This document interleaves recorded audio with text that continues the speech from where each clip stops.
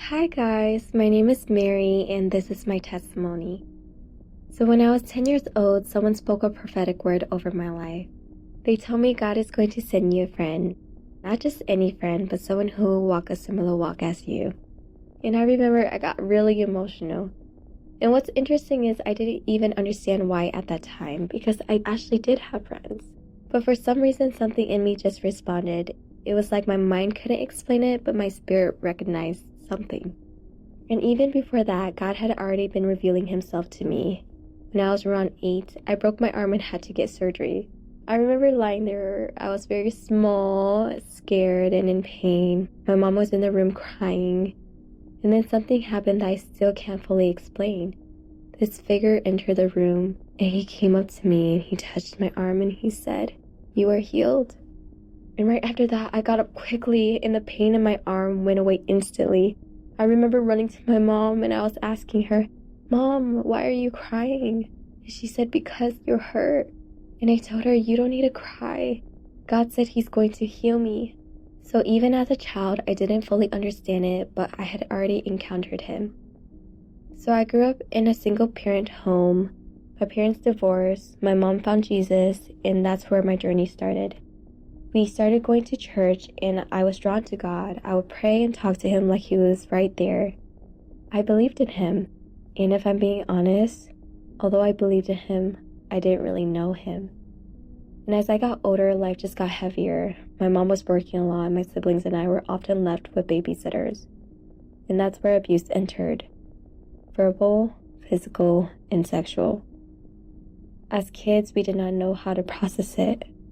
So we didn't.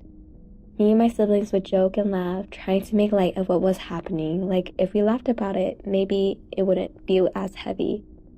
But internally, we were breaking. We just didn't have the language for it yet, and that became how I coped. So I was never really home. I was always out with friends, always anywhere but home because home didn't feel safe. I stayed away. That was my escape. And I just kept growing up like that. School, friends, life moving forward. On the outside, everything looked normal. Until late middle school, going into high school, there was someone in my life, a childhood friend to be exact, someone I had known for over 10 years. He began to sexually assault me, and it continued for a few years. And I remember feeling so confused, like, how do you even process that? There was no warning, no explanation, nothing. Just everything shifting all at once. And I didn't even realize it at first, but I went into survival mode.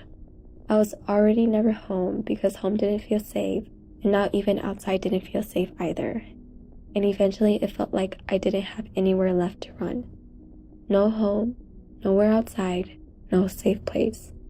Just surviving. And that became the breaking point for me. Something in me just collapsed. I didn't just feel hurt, I felt completely undone, and I started pushing people away.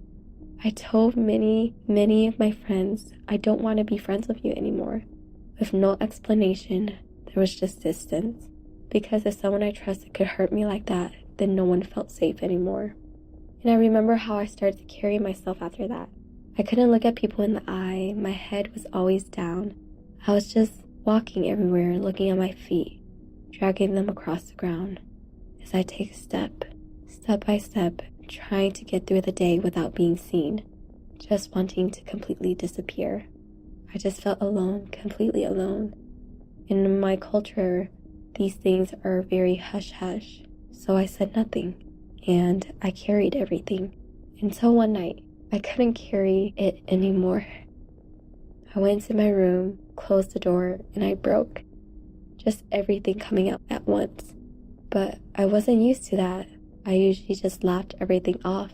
That was how I learned how to cope as a child. But this time I couldn't. For the first time I cried and cried and I cried out to God. And I said, "God, please take me out of this situation because I can't take myself out." And that was my turning point. Because the very next day my mom came home and said, "We're moving." Something in me shifted, like for the first time I felt like God actually heard me and he stepped into my situation. We moved from one state to another and I remember feeling like I could finally breathe again. But even then, I was finishing school online, still connected to my old high school. Because of COVID, I had the opportunity to do that. And one day I got a call from my vice principal my senior year of high school.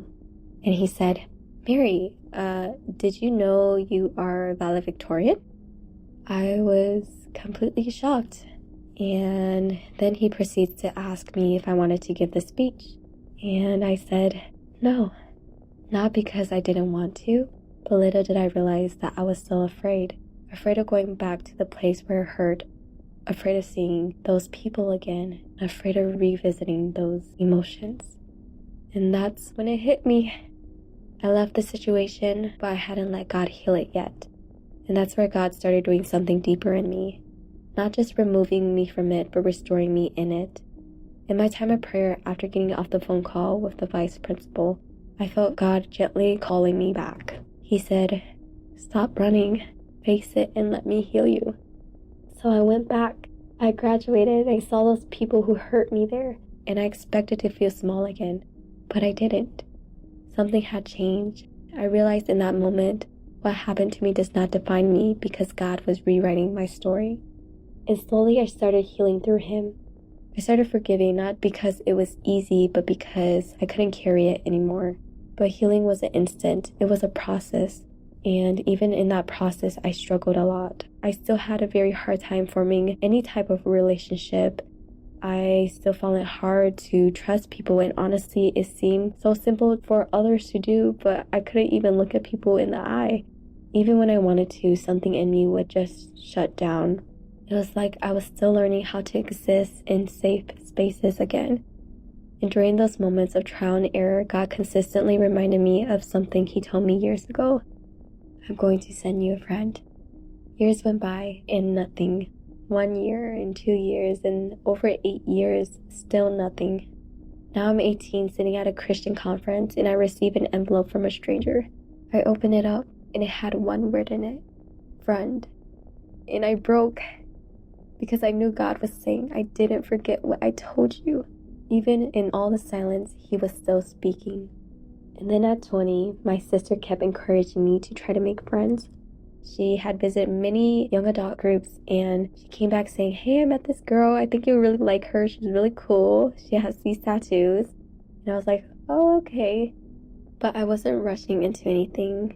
I was just kind of observing from a distance. And after a few months of her encouraging me, I finally decided to go. Not really to meet anyone specific, just to see what God was doing there. And I remember sitting there that day, and a girl around my age came up to me and asked if we could pray together. So we did. But during that moment in prayer, something really stood out to me. I didn't fully know her story yet, but I knew I needed to pray for her differently, like there was a deeper weight to it. So I prayed for her from that place. And after that, I felt the leading to give her something that I had been holding on to. It was the envelope I received at the Christian conference 2 years earlier. And I don't fully know how to explain it, but I knew I was supposed to give it to her. So right before the group ended, I walked up to her, handed her the envelope, and then I left. When I got home, I started telling my sister about it. I was like, "I met this girl. I think I want to be her friend." It was the first time these words ever departed from my mouth. It felt so foreign. And I was telling my sister about how she had these tattoos and how kind she was. And my sister stops and goes, "Wait, that sounds like the girl I was telling you about. That's the same person I told you to go meet?" After that, it took me 2 to 3 weeks to reach out to this friend crush that I had and ask to hang out. A few days later, we were sitting in a cafe together, and I was sharing with her my story, everything that I had walked through, the same story that I'm sharing with you now. And she was listening. She started opening up about her own life too. She told me that she had been going through grief, the loss of a friend who was like a brother to her. And what really stood out to me was I was also walking through grief in that season too. I recently lost a brother as well. But in that moment, it was just crazy to realize how similar our pain was without either of us even knowing it beforehand. It was like we were both sitting there realizing, wait, you understand me? And then she started talking about the envelope. She talked about how much it meant to her because at that time she was deeply grieving, and receiving something that said friend wasn't just a small thing to her. Ashley spoke to a really specific place of loss and longing in her life. And hearing her say that just made everything feel more intentional. Like God wasn't just connecting us randomly, but He was speaking into both of our broken places at the same time. And the more we talked, the more I realized how deeply she actually understood me. Not in a surface level way, but in a real, lived way. I guess you could call it empathy, but it felt deeper than that. It felt like God was connecting two stories that had been walking parallel the whole time without either of us knowing. And I proceeded to share with her the prophetic word that God had promised me, a friend. And she looked at me, pauses, and said, "What if I'm that friend?" In that moment, I was in awe, and it all clicked. God was there in the beginning, He was there in the breaking, He was there in the silence, He was there in the healing. And even though I didn't recognize Him, He never left. I was never alone. And that's my story. Not just what I went through, but how God stayed with me through it all. And if He did it for me, He can do it for you, because even when you don't see Him, He is still there. And even now, God didn't stop there. As I started walking with Him, the loneliness started lifting, and He started bringing more people into my life. Real relationships, real friendships, real connections, the kind that I always needed. And I realized He wasn't just sending people, He was healing me first so I could actually receive them. Although the waiting season took years to come, God is so faithful to His promise. And not only that, but He blessed me with more than I could imagine. Thank you for listening. Hi everyone, thank you for watching. If the video resonated with you, feel free to like and subscribe. If you have a testimony you'd like to share, you can send it to us through the email in the description below. Thank you again, and God bless you.